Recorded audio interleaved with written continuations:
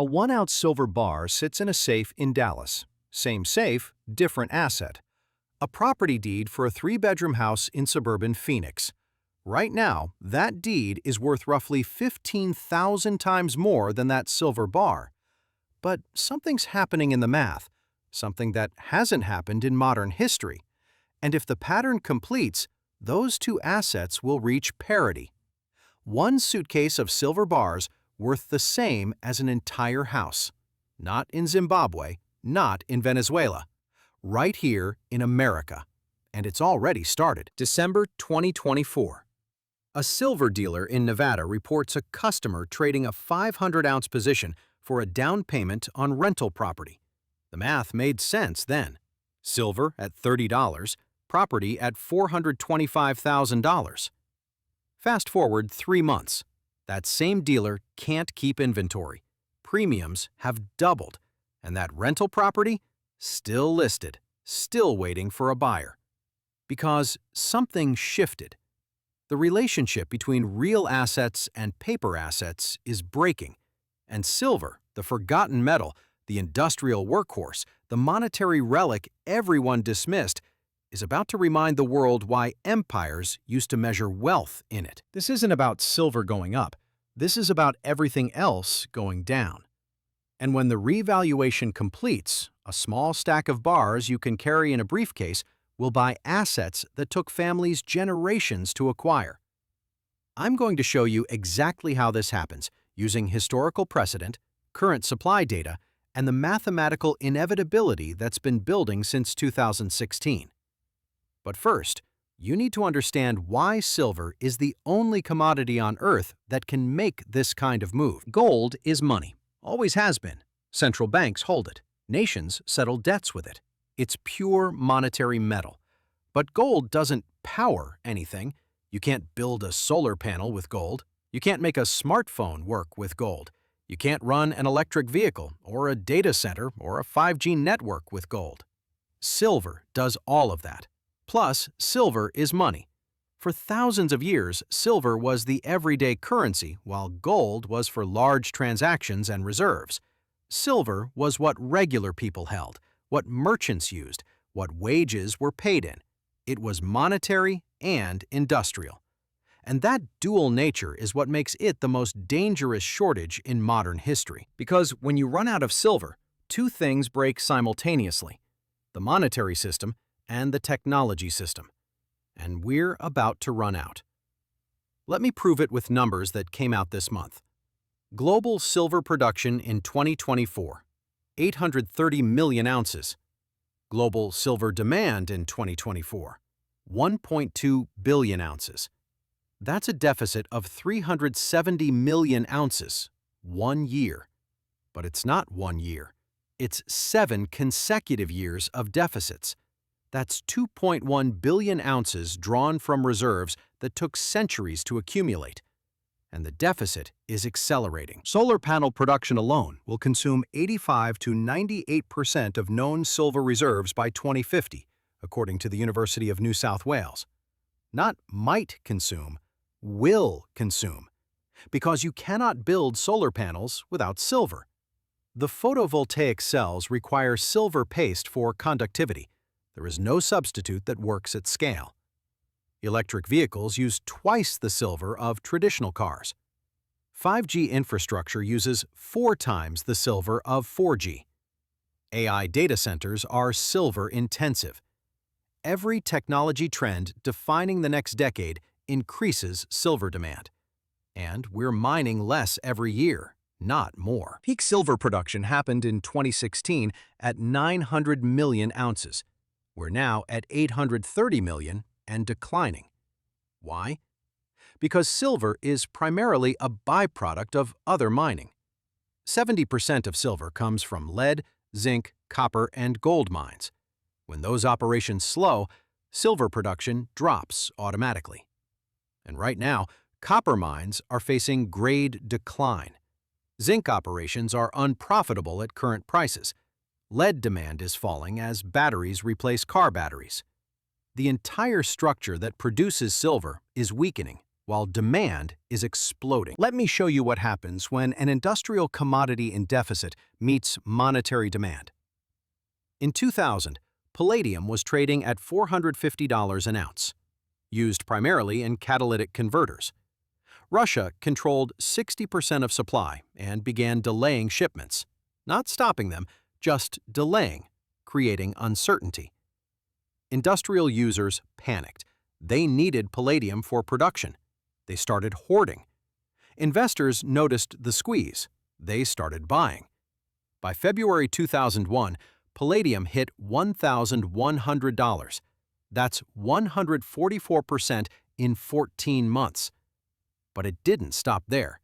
It spiked intraday to $1,340 before collapsing when Russia finally released supply. Now, imagine that same scenario, but the supply doesn't come back because it doesn't exist. That's silver right now. Except silver is 100 times more critical than palladium, and there's no Russia sitting on secret stockpiles ready to flood the market. The stockpiles are gone. The Silver Institute reported global silver inventories at 2.5 billion ounces in 1990. By 2020, that number was 1.1 billion, and most of that is not available for sale. It's in jewelry, in silverware, in industrial applications already deployed. The liquid, accessible, available silver that can be purchased and delivered, that number is measured in months of supply, not years. COMEX, the primary exchange for silver trading in the United States, reported 265 million ounces in registered vaults in October 2024. By March 2025, that number dropped to 38 million ounces. That's an 85% decline in 5 months. At current delivery rates, those vaults will be completely empty by summer 2025. Then what? What happens when futures traders demand delivery and there's nothing to deliver? In 1980, they changed the rules. They banned new long positions. They raised margins to impossible levels. They crushed the Hunt brothers. But the Hunt brothers were two men. What's happening now is institutional. It's global. It's industrial users who cannot stop buying because production lines depend on silver. Ford needs silver for electronics. Tesla needs silver for batteries and solar roofs. Samsung needs silver for phones. Every major manufacturer in the modern economy has silver in their supply chain, and they're all competing for shrinking supply. When corporations start hoarding because they fear they won't be able to source material, that's when markets go vertical. We're watching it happen in real time. Silver premiums, the amount you pay above spot price to get physical metal, have exploded. In 2020, premiums were 50 cents to $1 over spot for Silver Eagles. Right now, premiums are $5 to $8 over spot. Some dealers are charging $10 to $12 for immediate delivery. Why? Because the paper price on COMEX says $32. But you cannot buy silver at $32. You can buy a contract that promises you silver at $32. But when you try to convert that contract to metal, you wait weeks and pay premiums. That spread between paper and physical is the market screaming that the paper price is a lie. And it's widening. In normal markets, paper and physical track closely. In broken markets, they diverge. Silver is diverging. Now, let's talk about real estate, because that's the comparison that matters. The median home price in America right now is $420,000. That's 13,125 ounces of silver at $32 per ounce. A decent 3-bedroom house in a stable neighborhood, 13,000 ounces. That sounds like a lot of silver. But let's look at what happened historically when monetary systems broke. Weimar Germany, 1923. Hyperinflation destroyed the currency. A kilogram of silver, about 32 ounces, could buy a city apartment in Berlin. An entire apartment for 32 ounces. In 1980, when silver hit $50, A modest house in many American cities cost about 4,000 ounces. Today, that same house costs 13,000 ounces, meaning silver has actually lost ground relative to real estate over 45 years. But here's what people miss. Real estate isn't gaining value, it's gaining dollar price. There's a difference. A house is the same structure it was 45 years ago. Same utility, same function. The number attached to it changed because the currency changed. The dollars required to buy it increased because dollars lost purchasing power. Real estate looks like it's going up, but it's actually just treading water against currency debasement. Silver, meanwhile, got suppressed. It got treated as an industrial commodity, not monetary metal. It got buried under paper derivatives. It got manipulated by banks trading futures contracts with no intention of taking delivery. But manipulation only works when there's excess supply. When vaults are full, you can play games with paper. When vaults are empty, physics takes over. And physics doesn't care about paper contracts. Right now, we're transitioning from paper control to physical reality. And in that transition, price discovery goes insane. Let me give you a framework for understanding what's about to happen. It's called the four-stage revaluation cycle. Every commodity that transitions from abundant to scarce follows this pattern. Every single one. Stage 1, equilibrium. Supply and demand roughly balance. Prices stay stable. Markets function normally. Everyone assumes it will stay this way forever. Silver was in Stage 1 from 1990 to 2015. Production met demand. Prices fluctuated but stayed range-bound. No one worried about shortages. Stage 2. Deficit emerges. Demand grows faster than supply. At first, existing stockpiles cover the gap. Prices rise slightly, but nothing alarming. Most analysts assume production will increase to meet demand. Silver entered Stage 2 in 2016. Deficits started appearing. But stockpiles were large. COMEX vaults were full. ETFs had inventory. The market absorbed the deficit without panic. Stage 3. Stockpile depletion. Years of deficits drain reserves. Vaults empty. Premiums appear. Backwardation happens, where spot prices exceed futures prices because people pay more for immediate delivery than future promises. This is panic buying in disguise. Industrial users hoard. Investors wake up. Everyone rushes to secure physical supply simultaneously. This is where we are right now with silver. Stage 3. Active stockpile depletion with panic buying beginning. Stage 4. Revaluation. The paper market breaks. Prices go parabolic. Physical becomes unavailable at any price. Governments intervene. Trading halts. Contracts get cash settled against holders' will, and the people holding physical metal watch the price go vertical because they own the only thing that matters: real atoms, not paper promises. When Stage 4 hits, that's when a suitcase of silver bars buys a house. Not because silver became impossibly expensive, because everything priced in failing currency became impossibly cheap when measured in real money. Let's do the math with historical comparisons. In 1980, at silver's peak of $50, the median U.S. home was about $65,000. That's 1,300 ounces. If silver hits $50 again and houses stay at $420,000, you'd need 8,400 ounces. But that's not how revaluations work. When silver moves, it doesn't move alone. The entire monetary structure shifts. Let's use Weimar as the template, not because America will experience Weimar-level hyperinflation, but because it shows the relationship between hard assets and currency during monetary collapse. 1918.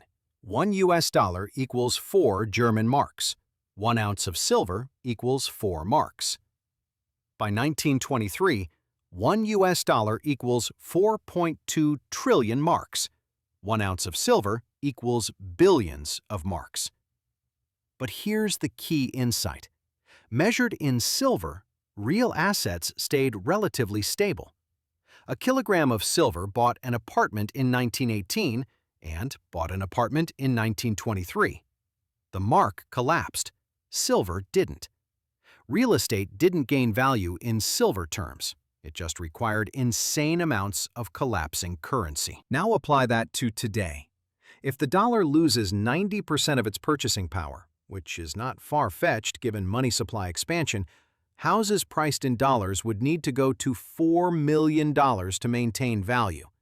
But priced in silver, they'd stay roughly the same in ounce terms, or potentially drop because silver is scarce and houses are not. America builds about 1.5 million new homes per year. America mines about 30 million ounces of silver per year domestically. Housing supply is flexible. Silver supply is not. When hard assets reprice against each other, the scarcer asset wins. Here's the scenario that takes silver from $32 to house equivalent value. First, the paper market breaks. COMEX vaults hit zero. Futures contracts go into default. They offer cash settlement. Industrial users reject cash settlement because they need physical metal for production lines. Lawsuits get filed. Trading halts for days. When it reopens, limits are imposed. Maybe you can only take delivery of 100 ounces per contract instead of 5,000. Maybe delivery windows extend from weeks to months. Maybe they just suspend delivery entirely and force cash settlement. At that point, two prices emerge. The official COMEX price, which is meaningless because you can't get metal at that price, and the physical price, which is whatever a dealer with inventory charges. And that physical price will be multiples of the paper price. In 2008, during the financial crisis, gold had a brief moment where paper gold was $800, but physical gold coins cost $1,100. That's a 37% premium. Now imagine that premium goes to 100%, to 200%, to 500%. It's happened before with other commodities in crisis. Second, governments intervene. In 1933, FDR banned private gold ownership and forced citizens to sell gold to the government at $20.67 per ounce. Then he revalued gold to $35 per ounce. The government bought low, revalued high, and confiscated the gains. Could they do that with silver? Legally, it's possible under national emergency powers. Practically, it's harder because silver is in everything. Confiscating gold was feasible because gold was just monetary. Confiscating silver means confiscating industrial supply, which breaks the economy worse. But they might try. And if they try, the black market price will be even higher than the official price. Third, alternative currencies emerge. When legal tender fails, people create workarounds. In Argentina, during hyperinflation, provinces issued their own currencies. In Greece, during the debt crisis, locals created barter systems. In America, during silver shortages, silver coins and bars could become de facto currency for local transactions. Not officially, not legally, but practically. A solar installer might accept silver bars for installation when he doesn't trust dollars. A car dealer might take silver for vehicles when he fears currency collapse. Once that starts, silver stops being priced and starts being exchanged. And in exchanges, ratios get determined by negotiation, not by markets. That's when a suitcase of bars, let's say 500 ounces weighing about 35 pounds, becomes worth a property. Because the property owner needs money that holds value. The bank won't lend because credit markets are frozen. Buyers can't get mortgages because interest rates are in double digits or banks aren't lending. But the seller still needs to sell. Maybe they're relocating. Maybe they need liquidity. Maybe they're desperate. And someone shows up with 500 ounces of physical silver. At current prices, that's $16,000, laughably low for a house. But if the market is broken, if the dollar is failing, if that silver represents real wealth that will hold value while everything else collapses, the seller might take it, especially if that 500 ounces is worth not $32 per ounce, but $300 per ounce on the physical market, even though paper markets say $50. We've seen ratios like this before. In the post-Soviet collapse, Russian professors were selling apartments for cars because cars held value and rubles didn't. A $30,000 car for a $100,000 apartment. The same asset flip happens when currency fails and hard assets reprice. Right now, the ratio is 13,000 ounces of silver for a median home. If silver goes to $100 and homes stay at $420,000, that's 4,200 ounces. Still a lot.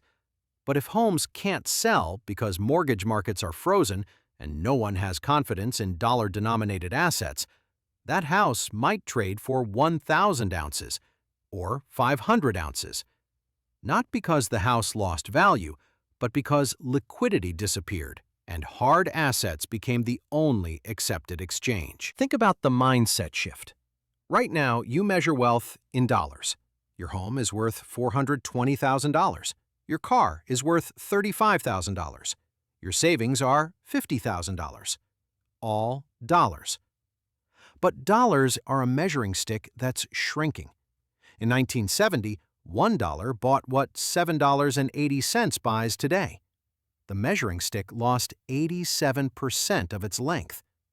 You think your house went up in value. It didn't. The ruler got shorter. Now flip the measuring stick. Measure in silver. In 1970, silver was $1.50. Today, it's $32. But industrial demand exploded. Technology adoption exploded. Supply started shrinking. If you measured your wealth in ounces instead of dollars, you'd see a very different picture. That's the mental shift required to understand this revaluation. Stop thinking in dollars, start thinking in ounces. How many ounces do you own versus how many ounces exist versus how many ounces are needed? Global silver reserves available for purchase.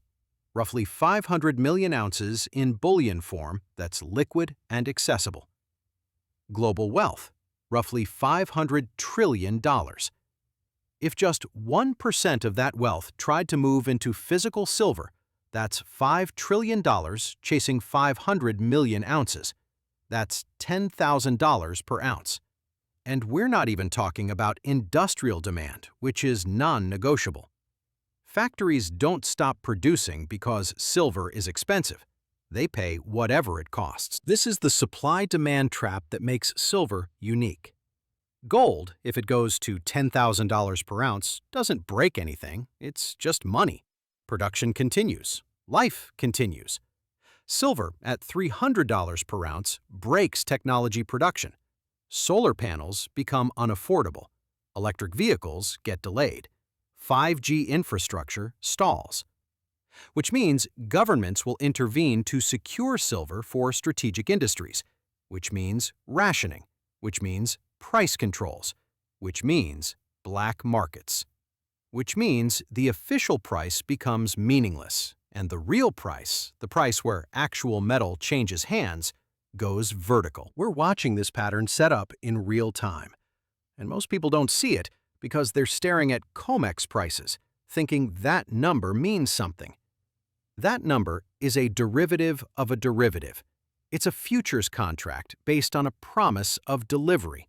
It's not real until you convert it to metal, and conversion is becoming impossible.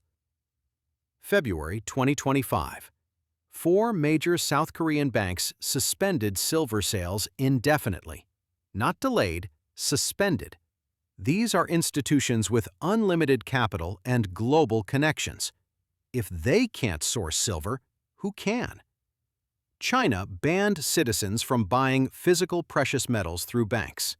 Why? Because China is hoarding for state purposes. They see what's coming. Russia has been accumulating silver reserves for years.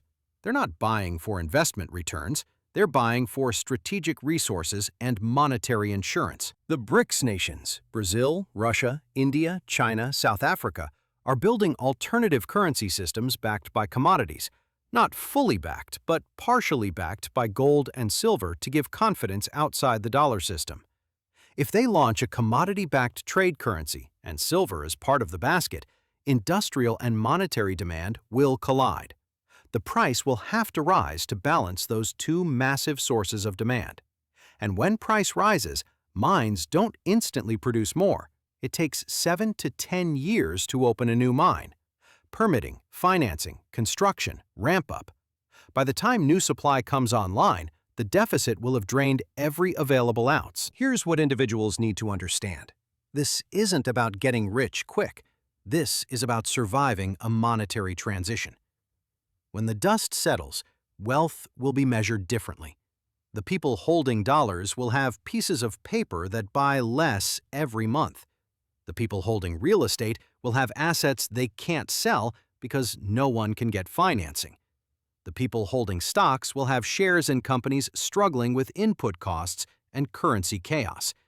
And the people holding physical silver will have the single most in-demand substance on the planet, with both industrial and monetary utility. That position, holding physical metal during the transition, is what turns a small stack of bars into house-equivalent wealth. Not because silver becomes infinitely valuable, because everything else becomes infinitely questionable. Here's what to do. First, stop thinking of silver as an investment. Think of it as insurance. You're not buying for returns, you're buying for protection. If the monetary system holds together and silver goes nowhere, you're fine. You have insurance you didn't need. If the system breaks and silver revalues, you're more than fine. You have the insurance that pays out. Second, accumulate physical metal. Not ETFs, not futures, not mining stocks. Actual bars and coins in your possession. Start with recognizable forms, American Silver Eagles, Canadian Maple Leafs, bars from recognized mints like Sunshine, Scottsdale, Royal Canadian Mint. You want silver anyone, anywhere will accept. Liquidity matters when systems break. Don't buy collectibles. Don't buy numismatics with huge premiums. Don't buy fancy designs. You want silver content in liquid form. Third, scale appropriately. If you have $100,000 in assets, maybe put $10,000 into silver. If you have $1 million, maybe put $150,000 into silver. This isn't about going all in. It's about having enough that if the revaluation happens, you're positioned. But not so much that if something unexpected occurs, you're destroyed. Balance is survival. Fourth, store properly. Home safe if you're comfortable with security. Bank safety deposit box if you trust the bank.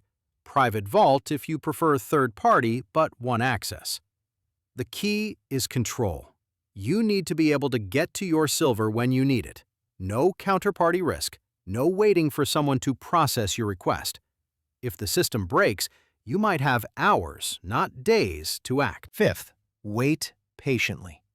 Revaluations don't happen overnight. They build over years and then accelerate rapidly. We're in the build phase. The acceleration could start this year, could start in 2 years, could start in 5 years. But the math is inevitable. You cannot run deficits forever. You cannot drain vaults forever. You cannot print your way out of a physical shortage. Physics wins. Eventually. Always. Physics wins. The window is open right now. You can still buy silver at reasonable premiums. You can still get delivery in weeks, not months. You can still convert dollars to metal without restrictions. That window is closing. Not because I say so, because vaults are empty, because banks are stepping back, because industrial users are hoarding, because the deficit is accelerating. The market is screaming the truth. You just have to listen. Every fiat currency in history has failed. Every single one. Average lifespan, 27 years. The US dollar has been fully fiat since 1971. That's 54 years. We are on borrowed time. And when the revaluation comes, when paper and physical finally separate completely, when the real price of silver emerges, the people holding metal will watch from safety. They'll watch the chaos, the lawsuits, the defaults, the interventions, and they'll know they already won. Because they're holding the one asset the entire modern world needs and cannot create. The one asset that's both money and material. The one asset in deficit with no solution. When that suitcase of bars is worth more than a house, it won't feel like you got rich. It will feel like you survived. And survival in a monetary collapse is the same as wealth. The question is simple. Will you recognize the pattern before it completes?